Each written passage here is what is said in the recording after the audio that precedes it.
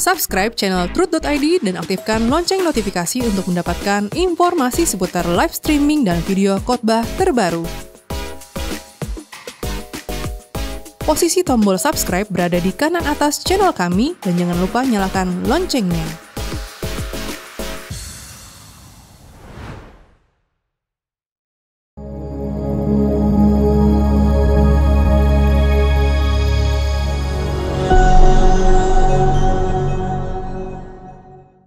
Shalom Bapak Ibu Saudara yang terkasih dalam Tuhan Yesus Kristus. Kembali kita berjumpa dalam ibadah tengah minggu Rehoboth Church. Mari kita siapkan hati dan pikiran kita. Kita akan memulai ibadah kita bersatu dalam doa. Allah Bapa kami yang di surga, kami bersyukur Tuhan buat kesempatan yang ada pada saat ini. Kami boleh kembali datang ke hadirat-Mu. Dan kami mau mendengarkan kebenaran firman-Mu. Kiranya kebenaran yang disampaikan bisa menguatkan setiap kami yang mendengarkan kebenaran tersebut Bapa. Kami akan mulai, curahkan Roh Kudus-Mu. Hanya dalam nama Tuhan Yesus Kristus kami berdoa dan mengucap syukur. Haleluya, amin. Kami menyadari Bapa, keadaan kami yang belum berkenan di hadapan-Mu. Tapi karena kasih karunia-Mu, kami Engkau layakkan jadi anak Allah yang berharga di mata-Mu.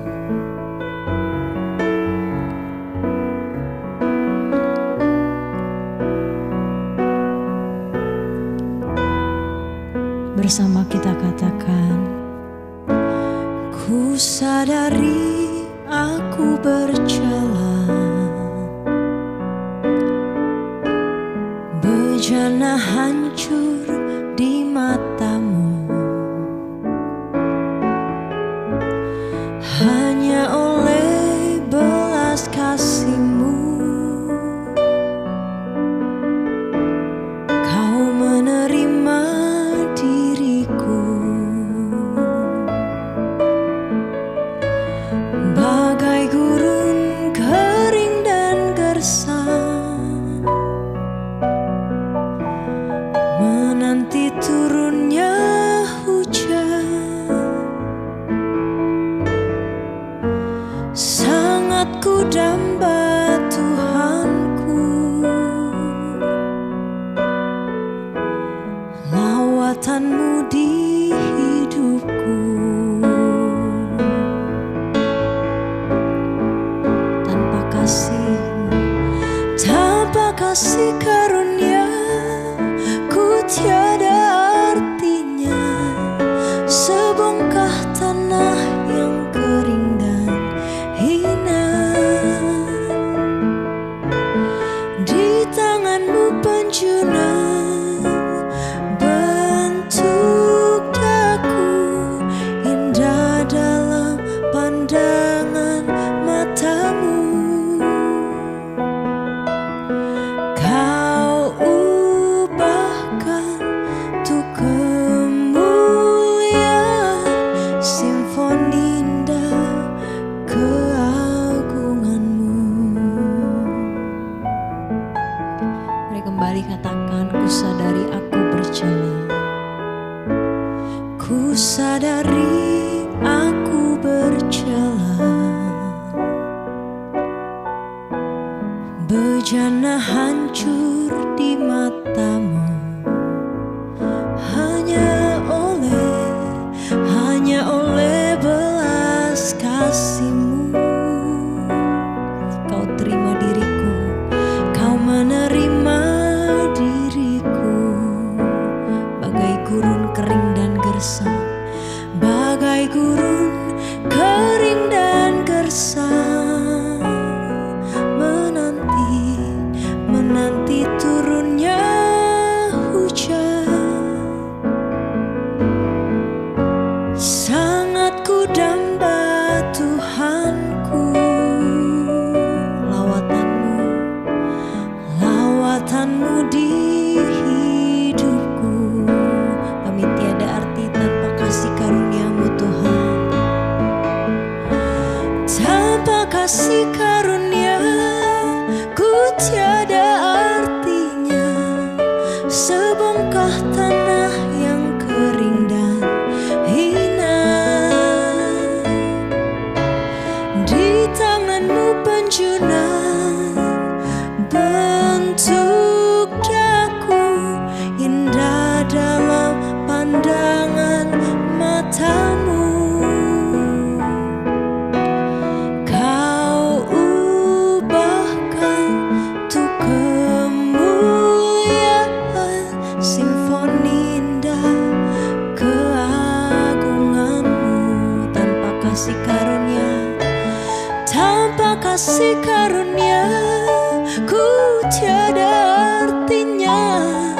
sebongkah tanah yang kering dan hina.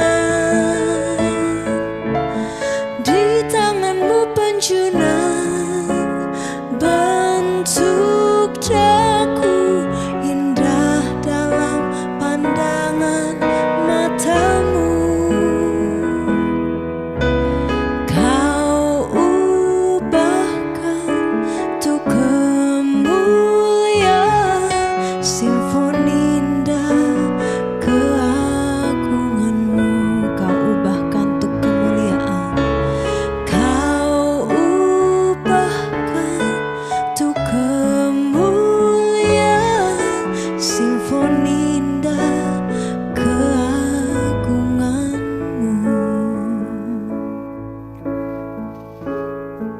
Kecenderungan kami Bapa melakukan yang salah di matamu. Pilihan kami juga seringkali salah, tidak tepat seperti yang Engkau kehendaki Bapa. Karena itu kami perlu Engkau selalu pegang erat tangan kami, menuntun selalu langkah kami kemanapun kami pergi dan melangkah Bapa.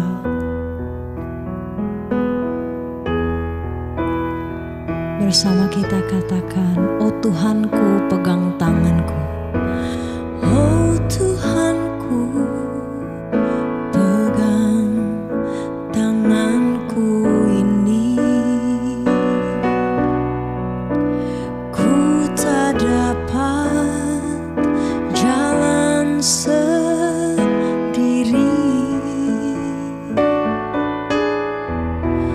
tanpa Tuhan di sisiku tetap.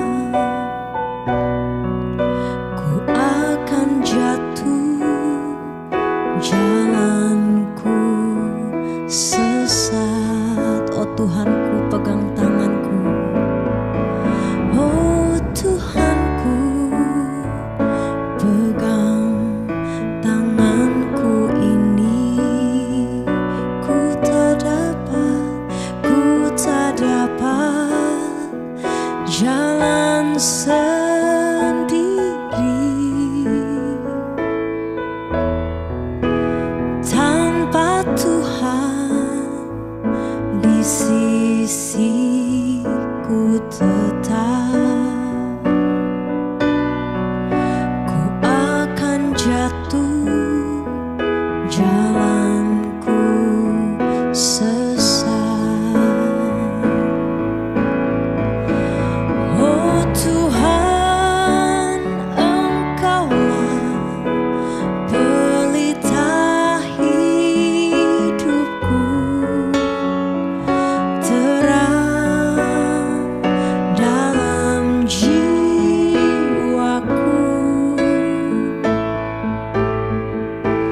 Di dalam dunia yang gelap ini, ku perlu Engkau setiap hari.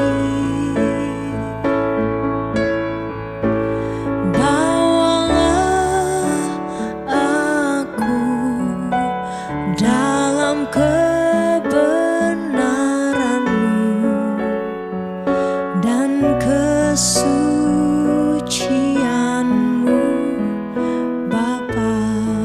Oh Tuhanku pegang tanganku. Kembali kita katakan bersama.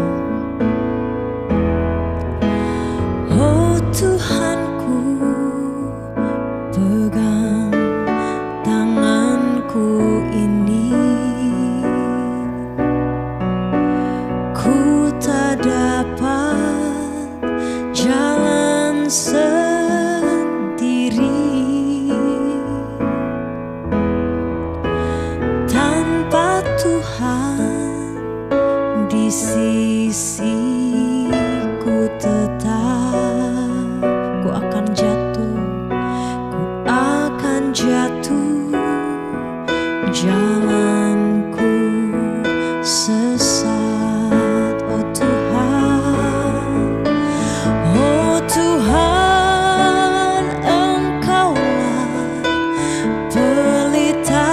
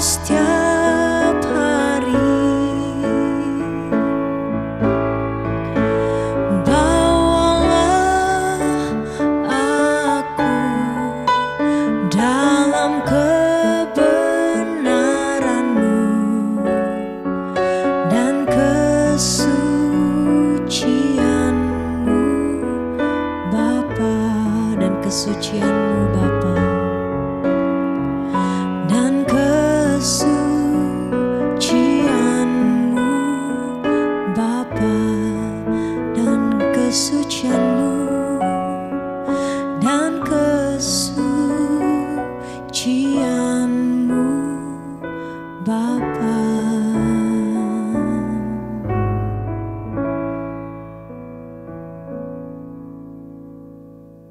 Mari kita berdoa, Bapak Ibu. Terima kasih Bapak buat kesempatan yang Tuhan berikan bagi hamba untuk menyampaikan atau men-sharingkan firman-Mu. Dan biarlah firman ini bisa menjadi berkat bagi orang yang mendengar, khususnya bagi anak-anak Tuhan, dimanapun berada. Terima kasih Bapak, terima kasih. Biarlah tuntun hamba-Mu untuk menyampaikan firman-Mu, agar firman-Mu ini boleh diberkati dan hamba sendiri boleh diberkati juga. Dalam nama Tuhan Yesus Kristus, kami bersyukur Bapa yang mulia. Haleluya. Amin. Bapak Ibu yang terkasih dalam Tuhan,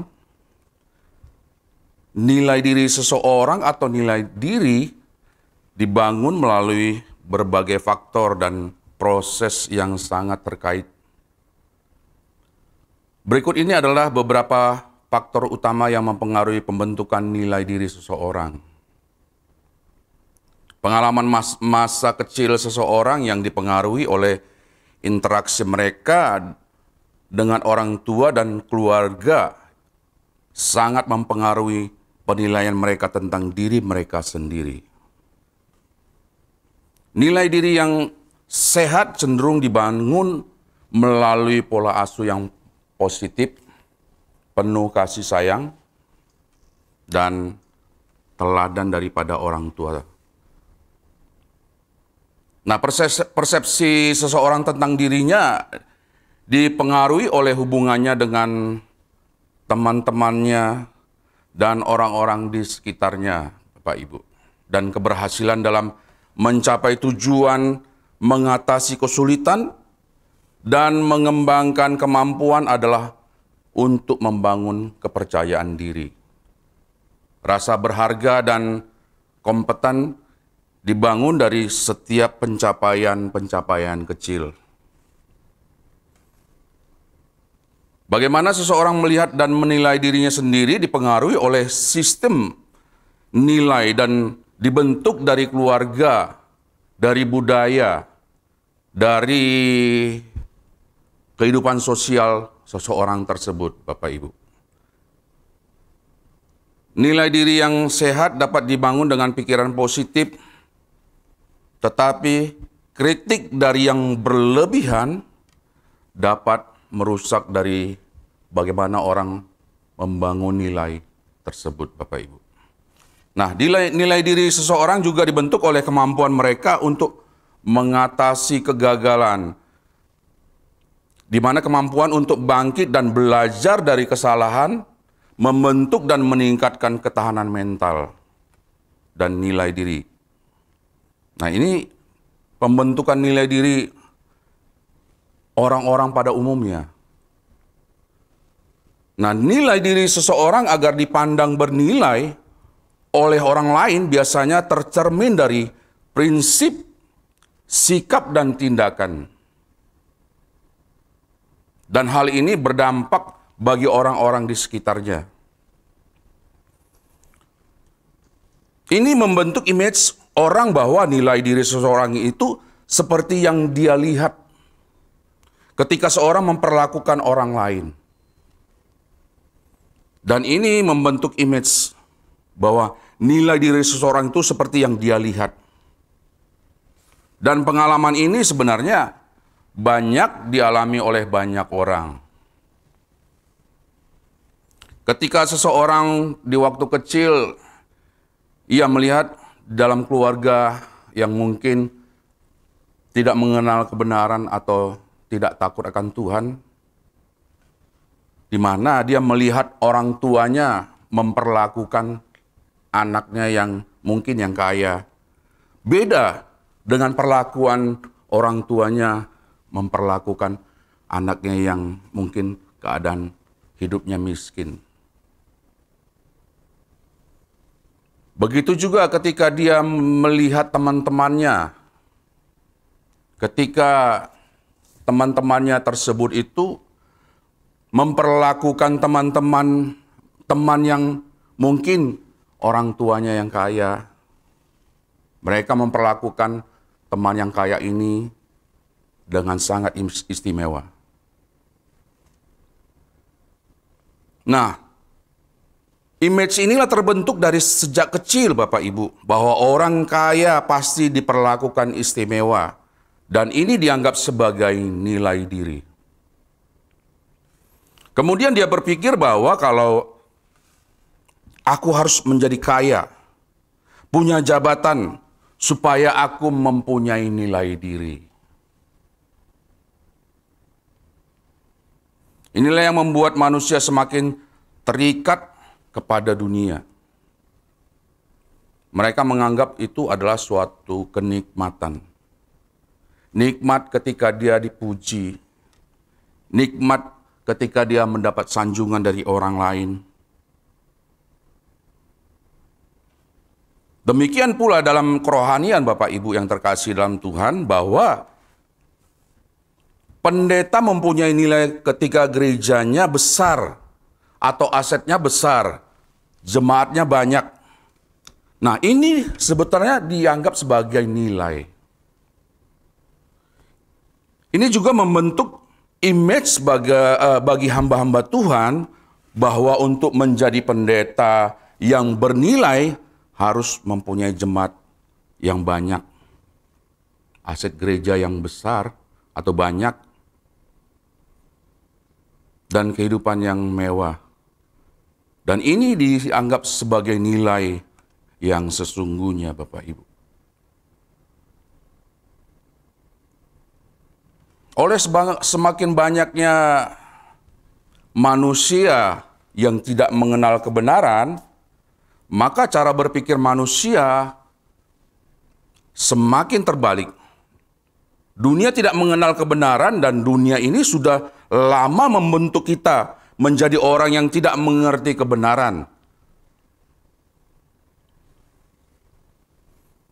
Sejak dari kecil kita sudah diajarkan, Bapak Ibu yang terkasih, di mana diajarkan bahwa kita salah dalam menilai sesuatu. Di mana sebenarnya ketika seseorang menaruh nilai tinggi pada sesuatu itu, padahal sebenarnya sesuatu itu nilainya tidak tinggi. Demikian sebaliknya, ketika orang memandang rendah kepada sesuatu, padahal sesuatu itu nilainya sangat tinggi. Nah, orang yang tidak mengenal kebenaran itu bisa terbalik, bolak-balik cara berpikirnya. Jadi pemahaman seseorang itu sangatlah ditentukan di mana seseorang itu mengenal kebenaran. Dan banyak orang memandang sesuatu itu dengan pemahaman yang salah, sehingga mereka tidak menemukan nilai yang sesungguhnya dari sesuatu tersebut. Sesuatu tersebut dianggap paling bernilai ketika orang memiliki gelar, pangkat, kekayaan, kedudukan, kehormatan. Itu yang sering dicari oleh banyak orang guna mendapatkan nilai diri dari orang lain. Padahal nilai diri seseorang tidaklah ditentukan oleh hal tersebut, Bapak Ibu yang terkasih dalam Tuhan. Orang yang belum mengerti nilai-nilai yang sesungguhnya adalah orang yang tidak mengenal dirinya atau orang yang belum selesai dengan dirinya. Alkitab berkata, umatku binasa karena tidak mengenal Allah.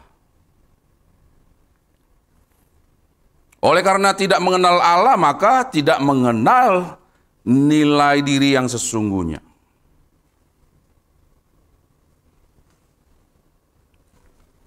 Banyak orang cakap dalam menilai dunia, tetapi tidak berusaha menilai dirinya sendiri, yaitu bagaimana penilaian Tuhan terhadap dirinya.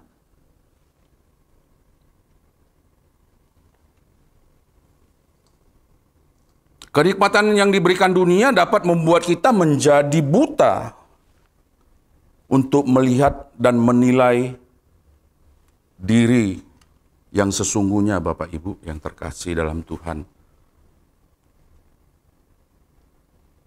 Dalam 1 Yohanes 2 ayat 16, di mana keinginan daging, keinginan mata, serta keangkuhan hidup yang dikatakan dalam Yohanes tadi, Yohanes 1 ayat 2, 1 Yohanes 2 ayat 16 maksud saya, dianggap sebagai nilai yang tinggi, padahal itu bukan berasal daripada Tuhan. Nah, orang sering tidak memperkarakan nilai diri di hadapan Tuhan untuk mengerti nilai diri yang benar.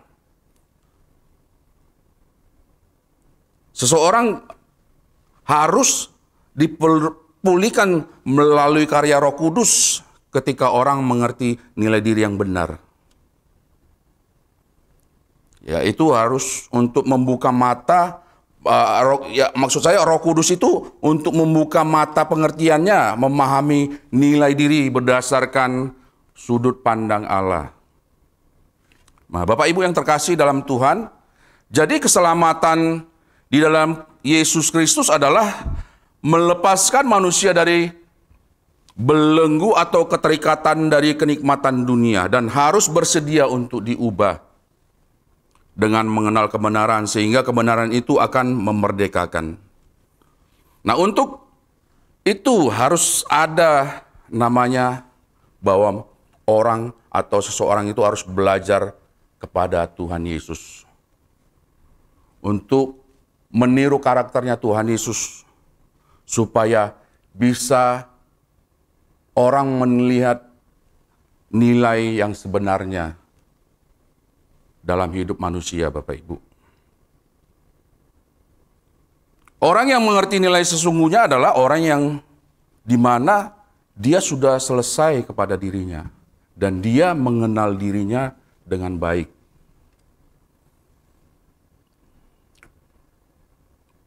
Nah, mengapa kita harus mengenal diri kita dengan baik?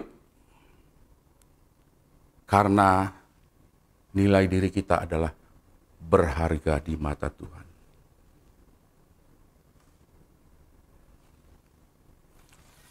Nah, untuk mengubah cara berpikir kita, dalam Roma 12 ayat 1-2 berkata bahwa supaya kita bisa mempersembahkan tubuh kita, maka langkah selanjutnya adalah berubahlah oleh pembaruan budi atau pikiran supaya kita jangan serupa dengan dunia ini. Inilah hal yang paling sulit karena kita sudah lama dibentuk oleh filosofi dunia ini dan hidup kita sudah terbangun menjadi serupa dengan dunia ini, Bapak Ibu. Dan dari kecil kita, di mana dunia ini sudah membentuk kita, sudah lama dari kecil sampai kita besar, dunia ini membentuk kita menjadi serupa dengan dunia. Ini adalah perjuangan yang sangat berat bagi kita dalam mengikut Kristus. Nah, pertobatan yang sebenarnya adalah di mana kita harus mengubah cara berpikir kita, Bapak Ibu. Sehingga segala sesuatu yang kita lakukan benar-benar sesuatu yang sesuai dengan pikiran dan perasaan Tuhan.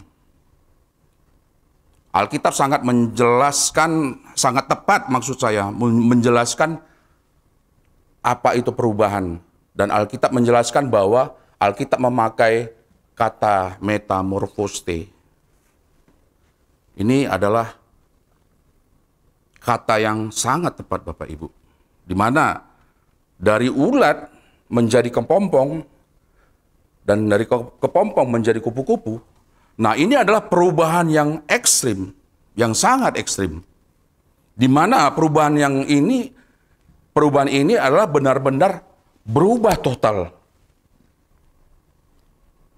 Tidak lagi kelihatan sedikit pun yang menjijikkan dari ketika dia sudah menjadi kupu-kupu, Bapak Ibu. Nah, seperti ini adalah yang harus kita alami, Bapak Ibu. Jadi perubahan yang total perubahan yang ekstrim, yang tidak lagi kelihatan keburukan sewaktu dia menjadi ulat. Nah, memang perubahan ini tepat sekali Alkitab mengatakan bahwa memakai kata metamorphose. Bapak Ibu yang terkasih dalam Tuhan, perjalanan dari pertobatan kita harus mengalami namanya perubahan pikiran. Kemudian kita harus mengalami atau mengenal kebenaran, di mana kebenaran itu memerdekakan kita. Kemudian mengalami namanya penyimpangan pikiran atau paranoia, di mana penyimpangan pikiran ini dari dunia kepada kerajaan Allah. Inilah cara berpikir paranoia itu, yaitu mengubah cara berpikir kita dari dunia kepada kerajaan Allah. Dan ini adalah disupport oleh fasilitas yang namanya fasilitas keselamatan, Bapak Ibu. Yang pertama adalah adanya penebusan, dan yang kedua adalah Roh Kudus. Kita diberi Roh Kudus, dimateraikan Roh Kudus. Dan yang ketiga adalah Injil, di mana Injil adalah kuasa Allah yang menyelamatkan manusia. Dan ada penggarapan Allah yang diberikan kepada kita, yaitu dalam Roma 8 ayat 28, di mana Allah bekerja dalam segala sesuatu untuk mendatangkan kebaikan. Nah, filosofi dunia, kalau kita punya harta, punya jabatan, punya rumah mewah, mobil, keluarga sehat, punya anak cucu yang cantik dan sehat, ini baru dinamakan berhasil atau sukses. Dan inilah yang dianggap sebagai nilai diri oleh orang dunia. Bagi kekristenan ini adalah disebut kewajaran hidup. Ini nggak salah Bapak Ibu yang terkasih dalam Tuhan. Tetapi kalau hanya ini tujuan hidup kita, maka sia-sialah hidup kita di dunia ini. Kita akan mencelakai diri kita karena tujuan kita sesungguhnya bukan dunia ini. Tujuan sesungguhnya hidup kita adalah kerajaan surga. Alkitab berkata, apa gunanya manusia memiliki seluruh dunia ini kalau jiwanya binasa? Nah, konyolnya, gereja-gereja mengajarkan hal-hal ini, Bapak Ibu. Jemaat sering diarahkan untuk mengklaim janji-janji Tuhan, untuk diarahkan kepada berkat-berkat jasmani. Jemaat malah diajak menjadi duniawi. Kalau ikut Yesus itu kamu akan menjadi sukses, kamu menjadi kepala, bukan ekor. Seperti itu Bapak Ibu. Dan ini adalah mendegradasi firman Allah. Ayat ini sebetulnya dipelintir untuk kehidupan pendetanya. Karena supaya asetnya besar, supaya gerejanya besar, supaya jemaatnya banyak. Nah, ini bukan menjadi rahasia umum lagi bagi kerohanian atau dalam rohani. Bapak Ibu yang terkasih dalam Tuhan Yesus, kita harus sadar kalau kita melayani Tuhan, maka hidup kita akan dipelihara. Katakan amin. Amin. Dia yang menciptakan langit dan bumi, dia pasti pelihara hidup kita, Bapak Ibu. Kalau kita melayani dia dengan sungguh-sungguh, dengan tulus, maka Tuhan pasti membela kita. Maka Tuhan memberkati kita, maka Tuhan memelihara kita. Jangan ragukan pemeliharaan Tuhan kepada kita, Bapak Ibu. Belajarlah supaya kita tidak memandang manusia. Belajarlah kita harus memandang Allah saja. Lakukan apa yang terbaik dalam pelayanan Tuhan, dalam melayani Tuhan, baik dalam bekerja, baik dalam berbisnis, lakukanlah semua itu seolah-olah engkau melakukannya untuk Tuhan. Hal sekecil apapun yang kita lakukan dengan tulus dan sungguh-sungguh pasti ada nilainya di hadapan Tuhan. Siapapun tidak bisa menghalangi berkat kalau Tuhan sudah memberkati kita. Jadi kekristenan itu sebenarnya adalah sederhana, tetapi sangat sukar untuk dilakukan. Bisa dibilang bahwa kekristenan itu adalah hal yang mustahil. Ketika Tuhan Yesus berkata tentang, ketika Tuhan Yesus dalam Matius 19 ayat 16 sampai 26, ketika itu ada seorang kaya yang berkata kepada Tuhan Yesus, "Guru yang baik, apa yang harus kuperbuat untuk memperoleh hidup yang kekal?" Jawab Yesus kepada orang tersebut, "Engkau mengetahui segala perintah Allah, jangan berzina, jangan membunuh, jangan mencuri, jangan mengucapkan saksi dusta." Dan orang kaya itu berkata, "Aku sudah melakukannya. Aku sudah melakukan semua itu." Bahkan di dalam Lukas berkata bahwa sejak dari muda, anak muda itu sudah melakukan sejak dari muda, maksud saya. Nah, Yesus tidak membantah hal ini, Bapak Ibu.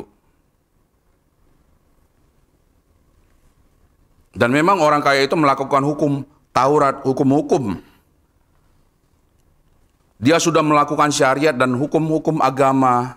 Kemudian Tuhan Yesus berkata, "Jikalau engkau hendak sempurna," artinya teleos, "pergilah, jualah segala milikmu dan bagikanlah itu untuk orang-orang miskin, maka engkau akan beroleh harta di sorga." Artinya jika engkau sempurna, jika engkau mau sempurna, maka jualah segala milik. Nah, sebenarnya Bapak Ibu itu orang kaya ini melakukan syariat atau hukum, tetapi hatinya masih terikat kepada harta. Inilah bedanya antara agama dan kekristenan. Kalau agama masih tidak dipermasalahan kalau orang tersebut terikat dengan sesuatu. Kalau agama, yang penting bagaimana memenuhi syarat dalam tata cara ibadah atau ritual. Tetapi dalam kekristenan tidak bisa, Bapak Ibu. Engkau harus melepaskan segala milikmu supaya engkau bisa menjadi muridku. Oleh sebab itu, Bapak Ibu yang terkasih dalam Tuhan, tidak ada pilihan lain, Bapak Ibu, karena Tuhan berkata, "Hendaklah hidupmu tidak bercacat celah, hendaklah hidupmu sempurna, tanpa kesucian tidak ada seorang pun yang masuk surga." Itulah sebabnya kita hidup saat ini adalah dalam proses pengudusan, dalam proses penyucian. Melewati pengalaman hidup, setiap peristiwa dalam hidup, semua ada dalam proses penggarapan Tuhan untuk penyucian bagi kita. Itu sebabnya kita harus belajar firman Tuhan dengan benar, yang mana firman Tuhan ini mengubah seorang dari manusia berdosa menjadi manusia Allah. Amin firman Tuhan.